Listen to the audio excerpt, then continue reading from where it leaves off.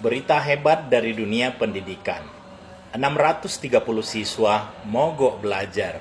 Bukti kemajuan generasi emas 2045. Akhirnya, Indonesia boleh berbangga. Di sebuah sekolah negeri di Lebak, Banten, ratusan siswa kompak menunjukkan bahwa mereka bukan lagi murid biasa. Mereka pejuang hak asasi manusia.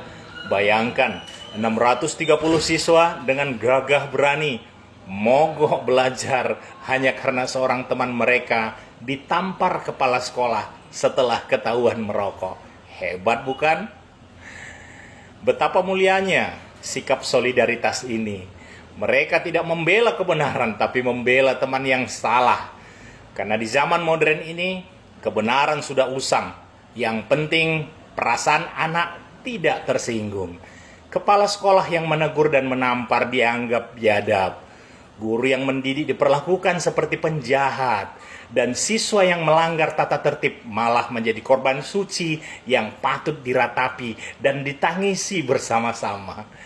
Lihatlah orang tuanya, sosok pahlawan baru dalam sejarah perlindungan anak. Dengan semangat tinggi, ia berlari ke kantor polisi bukan untuk mengajarkan anaknya tanggung jawab, tapi untuk memastikan tamparan pendidikan berubah status menjadi kasus kriminal. Karena tentu saja di negeri ini mencintai anak berarti membebaskannya dari segala konsekuensi. Polisi pun sebagai penjaga hukum tentu harus menunjukkan bahwa hukum adalah segala-galanya. Moral bisa ditunda, pendidikan bisa dinanti, tapi laporan polisi harus segera diproses. Sebab dalam logika zaman ini lebih penting menegakkan pasal demi pasal daripada menegakkan moral dan akhlak generasi. Dan para siswa yang mogok belajar, wah, inilah indikator suksesnya kurikulum merdeka. Mereka benar-benar merdeka.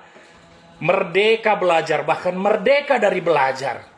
Pendidikan karakter kini tak lagi relevan. Sebab generasi emas 2045 lebih membutuhkan keberanian untuk protes ketimbang keberanian untuk bertanggung jawab. Bayangkan, jika setiap kali guru menegur siswa, ratusan siswa mogok, betapa indahnya masa depan pendidikan kita. Tak perlu lagi rapor, tak perlu lagi guru disiplin. Kita cukup bangun sekolah tempat siswa belajar tentang hak tanpa perlu bicara tentang kewajiban. Karena bukankah menjadi manusia modern berarti tahu hak, tapi lupa tanggung jawab? Kini, kepala sekolah tinggal menunggu giliran menjadi headline baru. Guru tampar siswa, pendidikan nasional terancam. Sementara itu, siswa-siswa akan dikenang sebagai pelopor demokrasi ruang kelas dan orang tua menjadi simbol keadilan bagi seluruh anak-anak manja di Indonesia.